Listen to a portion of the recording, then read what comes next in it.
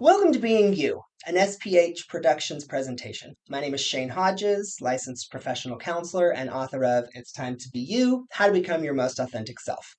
My guest today is none other than Yvie Oddly. Just so everyone knows, we have here in Yvie a fashion designer, rapper, recording artist, performer, and internationally recognized drag queen, winner of season 11 RuPaul's Drag Race, and author of their first book, All About Yvie. If you haven't picked it up, strongly recommend you do. Well, welcome, and again, thank you for being here. Thanks for having me here in Queer. So good to see you again. I like to start the show with a segment called I'm Just Me, where you and I will each get about 45 seconds to ask each other as many questions as we can. And we arm wrestled beforehand. So I'm going to go first. All right. We're going to get about 45 seconds and see how many we can get through. All right. Are you ready? Let's do this. Favorite color? Green. A queen you admire? Nina Flowers. Your drink of choice? Tequila soda. Fave season? Oh, I don't know. Probably 4. Dream job? I'm already living it. Biggest achievement thus far? Probably coming out. I was thinking about that recently. What scares you? Coming out anymore. I understand. Who's your favorite diva? Ooh, say it out loud. It makes me look. Lana Del Rey. Lana Del Rey. Okay. She's not even a diva. All right. And now it is your turn. Nothing is really off limits, so All right. feel free to ask away. Are you ready? I'm ready. All right. Go Oh, for it. okay, if you only had to eat one meal for the rest of your life. Oh, God. Popeye's chicken. Popeye's chicken, word. Okay. Favorite color? Purple. Cats or dogs? Oh, dogs. Oh. Yeah. Favorite type of dog? My favorite dog is a golden retriever, but having one as a pet, they just shed. Yeah. So that's a problem. Yeah. Okay. First celebrity crush. Ooh, wow. You can. Oh God, it might have been Superman, actually, like the original. Christopher Yes, Christopher Reeves. Reeves. Wow. Yeah, he's hot. Okay, I'll take that. Okay. Yeah, That's so old fashioned. it's all good. We got time for one more. Okay, top, bottom, verse, side, asexual. Um, All of these. verse, in my opinion. Let's see. You're So, like verse of my gay soul. man, cis man, verse sexually, pretty open and adventurous. That was like pretty close to me asking you like ASL. Well, that takes me back to the AOL You know, right? chat room back in the ASL. day. Ooh. God. I've got stories about that. So, next segment, we call this What's Your Deal? And this is where we get to learn a little bit more about what you do. And as I've already mentioned, you do a lot. In the book, you say Yvie was born 2015. And I've known you since before that, but you were doing drag before Yvie came along. How did it all start for you?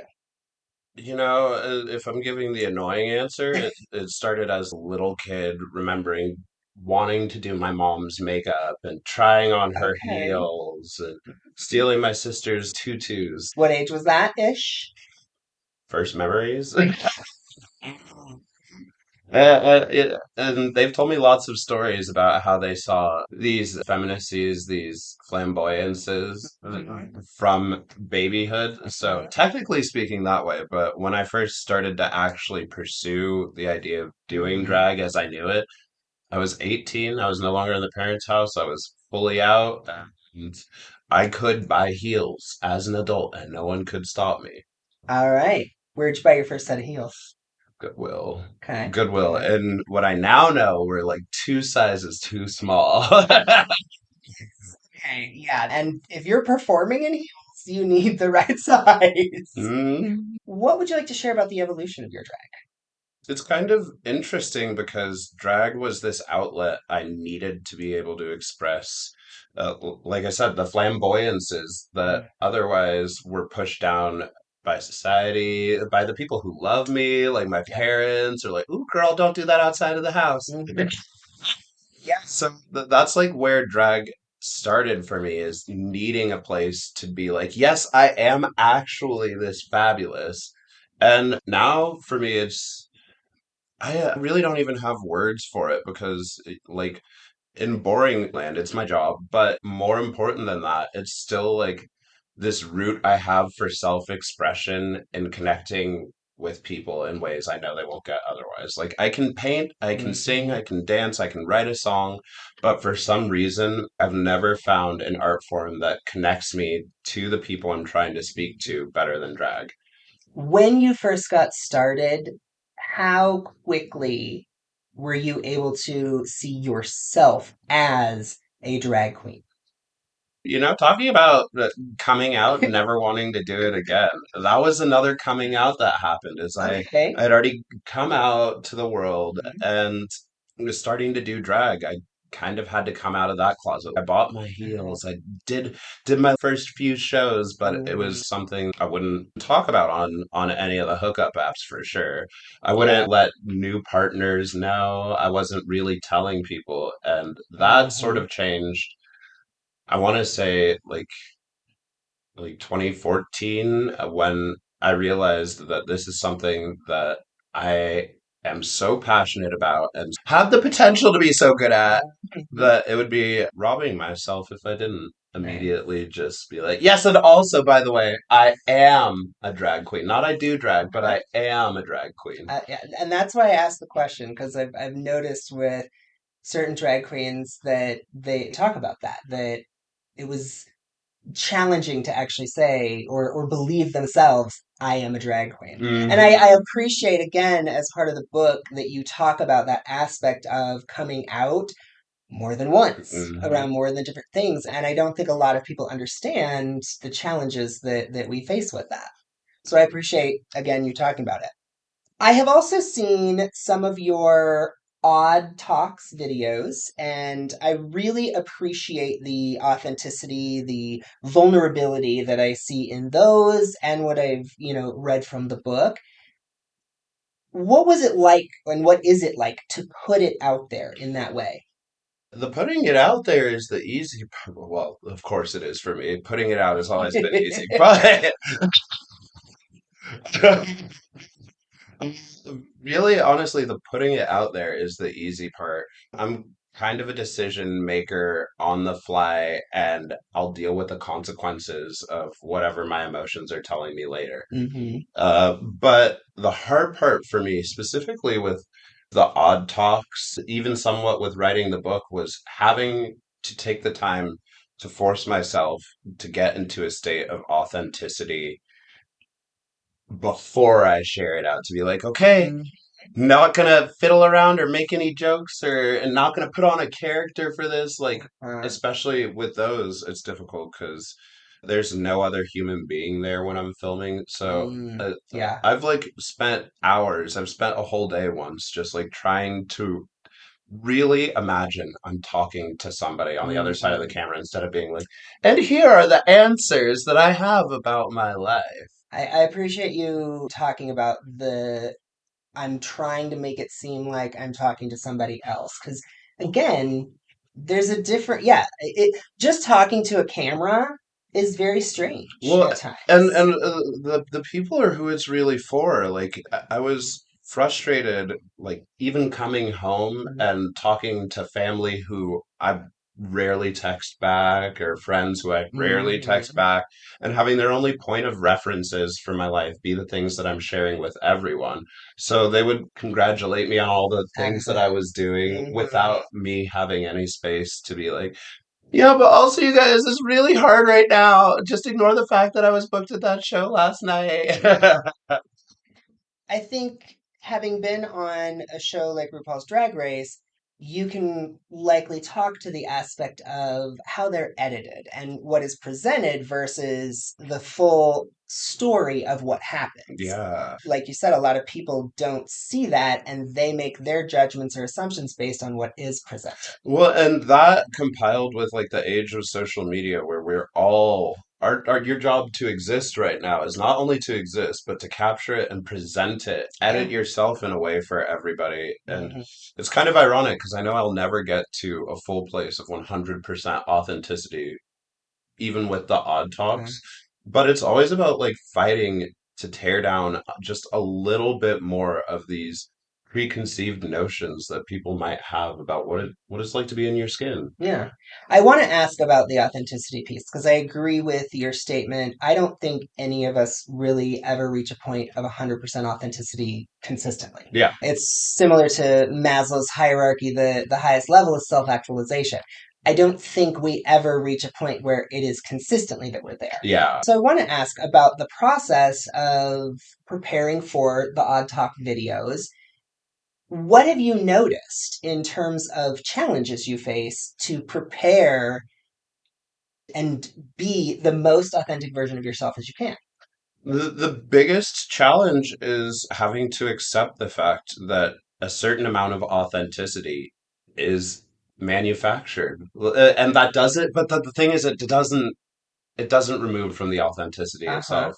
Every choice you make, it's just like acting. Every choice you make is a choice. Yes. Every word you decide to Hmm. say is like a pre-thought out choice. And there's always a bevy of options for how you could be in Absolutely. any moment. So for me, the feeling of getting into authenticity and trying to express myself the clearest is really just getting over the hump, filming the first few takes where I see myself being a character and trying to be like, "Hey, but it's okay, you guys. Right? This is so fun. I'll see y'all next week." And instead get to like, no, actually, I want to talk about the fact that I stubbed my toe and it's really shitty right now. The thing that stood out for me the most was you said it's a choice. I talk about that a lot. I think a lot of people think authenticity means you are always 100% yourself. And the thing about it is I point out that if you are making the choice to be less authentic or toning it down Yeah. for your own reasons, that is still you being authentic because you've chosen. I just feel like it's about embracing your desires, your needs, your goals, your dreams in any moment, Mhm. and also the impact that that will have on other people's desires, needs, goals, and dreams. Authenticity, it takes a certain amount of selfishness to be like, this is who, how, what I want, but that also doesn't give you free pass to just run through the world tits out being an asshole to people. Right. You can be yourself, I think, as long as you are not intentionally trying to harm somebody else, then whatever, whomever you are, run with it. Well, I feel like more specifically, as long as you're allowing for a space of real, authentic connection with that person. And why I Mhm. started doing the odd talks was I feel like maybe it's weird to say about yourself, but one of my biggest assets is I've always been a talker. I like talking to people. I am the person who talks to the Uber drivers. And I feel like I've always had this oversharing, maybe, but this of just like immediately stripping down like Mhm. whatever who I am, so Yeah. that I can get to the root of whoever I'm speaking Yeah. with. I'm going to tell you what one of my best friends said to me once, which was one of the greatest compliments I think I've ever heard. It is your superpower is that you are able to be yourself, and that in turn makes others feel comfortable being themselves. And I love that. And I definitely see that energy with you. I want to ask one more question about the professional version of you. Where do your passions lie and or what's next for Evie? It's strange because my profession is all based off of ego. Like you have to have some ego Mhm. to be a drag queen, and you have to be able to feed it to be a good drag queen. But I've been trying to do this work to strip my ego away from what I'm able to accomplish with my art and tie it more to the fact that I'm still able to call myself an artist. So it's so like whack, but every answer I've given in an interview, probably ever, about what is next for me is like Mhm. I want to make art. I want to do things. I want to live. I want to like make friends. I want to meet new people, have new experiences, and I just hope every day that there's going to be a new reason to be alive tomorrow. I love that. I love that. And I've seen various forms of your art, and you have a lot of creativity, so you should have no problem. All right, last segment is who are you? And this is where we get a little more personal. So, what has been the hardest part about dealing with fame? I mean, fame in general is difficult, but the hardest part for me is just the way it does change your relationships to Mm, others. Even if they're not big, easily visible changes, they're there within me. Like talking about ego again, I know I'm famous, and I carry that with me in every interaction, even the ones where I'm not famous. Like, even when I'm walking down the street, when I'm yeah. waiting in line somewhere, there's some voice in my head that's like, yeah, I am a famous person waiting in line. This is so humble of me.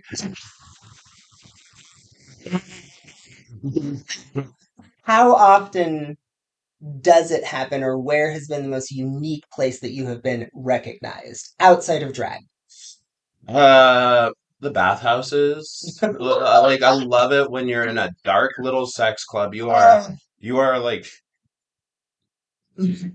just pardon me. Doing your business. Yeah, you're living your life. You are half a foot deep inside someone's sun, and then somebody else is like, "Oh my God, is that Yvie Oddly? Oh, what Jinx Monsoon said about you is right." The number of people I've had who have given me drag race references Oh, while Lord. while we are interconnected, like, Wow. yeah. So that's always the oddest place for me. Interesting.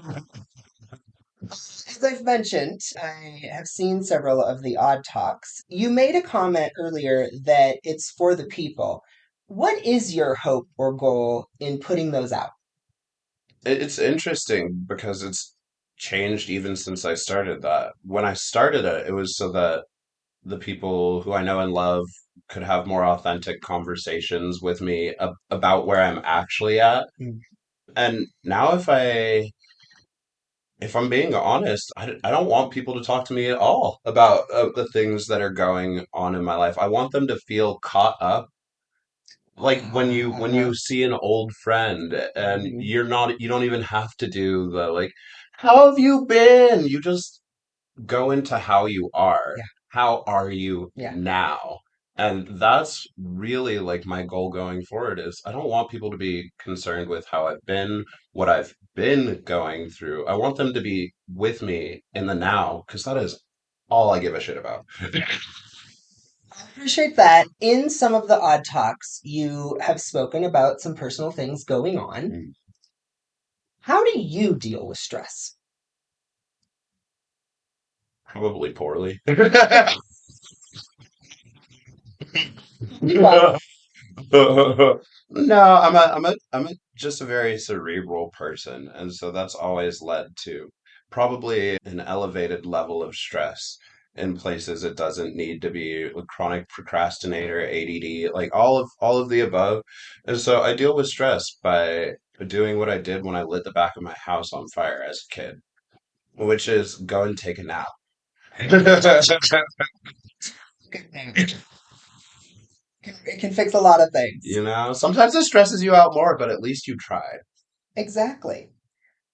What do you think 12-year-old you would think of today you? Oh, they would hate me. Really? Oh yeah, How I've so? become everything that little kid me never wanted to be. Okay. But I do think that a major part of, well, except for the like the famous part, they'd be like, "Wow, that's cool. Are you rich too?" And then I'd be like, I seriously do think I would be scared of me, disappointed of me, a little hateful. Uh-huh. Like that's what I became because there's just always been so much pushback for being the thing that you Mm, really were, which is something that is other. It's yeah. otherness. I would be like, why are you painting your nails? Why are you wearing makeup? Why are you Mhm. having fun being gay? Like, oh, that's so gross. I thought it was Uh-huh. just going to be a phase. Yeah, That, I uh, understand that. Yeah. and that's the kind of programming that I feel I'm still dismantling to this day. It's not as hard anymore. I'd walk out of my house like this. Hmm. But it's it's still there. There's still an amount of like, ooh, I don't know if that's the kind of person you should be. I Hmm. just take my power and pushing that more extreme and doing all of the things that little kid me would have hated, because that's also where I found a lot of joy, is like trying to ask the question, is this part of my identity something that I just innately feel, or is this something that I was learning how to feel for survival? And we may never get an exact answer on any of them, but by pushing the extremes, at least to come close to trying. Well, and I applaud anyone who is willing and able to challenge themselves to dig into aspects of where they've been and how they have become who they are, good Yeah, and bad. right. What is something that people assume about you that perhaps is way off? I mean, the easiest two are either that I'm some big old weirdo, spend my day being all big old weird. I'd like Hmm. to think I was always weird in the more Hmm. delicate, subtle ways, like drinking hot sauce out of a bottle. That's not a show. I do that for me. But that is as weird as it gets typically. Other than that, I think the big glamorous lifestyle, the death of the me that people knew, Hmm. and the birth of the idea of me that just permeates the culture now. Like, Interesting. I left my mark, and so there's always going to be some amount of, wow, she was Jenny from the block, and I'm like, no, girl, I still live on the block. I promise you. So, if you were putting together your own very brief bio, what are a few words you would use to describe yourself at this point? Queer artist, and then however you spell my laugh. I love that. Obviously, I've known you well. I know your laugh, but it is, yeah, you have a unique laugh, and I love it. It's very boisterous. I feel like that's the, yeah, queer artist in parentheses boisterous laugh. Gotcha. I like it. That works. I've got it. This brings us to our sort of wrap up, which is the wow segment of the show, words of wisdom. All right. As you know, I'm doing a lot of stuff around authenticity, and I wrote the book that has a lot to do with authenticity. What words of wisdom do you have for others when it comes to being your most authentic self? The biggest words of wisdom I have are just like, I hate to be this Disney. Listen to your heart. Listen to your heart. What does your heart want? What do you actually want out of life? And what do you want out of each moment? And as long as you are doing your best to feed what that is, you're going to have, if nothing else, a pretty radical life. Like, maybe not all the time, but I love that. One of the things I say in the book, and I say this to clients often, is being your authentic self is not always easy, but is one of the most liberating things you can do for yourself. truly. I love it. Well, as we wrap up, what would you like to share with those who are watching in regard to your socials, information about the book, your performances, other aspects of who you are and what you're doing? Yeah, if you're a social media user, you can find me on social media at Oddly Yvie in most places. You can go to my website, oddlyevie.com, where you can find lovely copies of my book, including things that I've signed. Maybe I've kissed them, I've spit on them a little bit. Yeah, if you're curious to know more about my authentic self and how I got in this chair right now, read that. I also highly recommend it. It is a wonderful take on authenticity and evolution of self. So please check it out. Again, my name is Shane Hodges, author of It's Time to Be You, How to Become Your Most Authentic Self. You can find me on sphproductions.com. Take care of yourselves and be authentic. Thanks, everybody. Bye.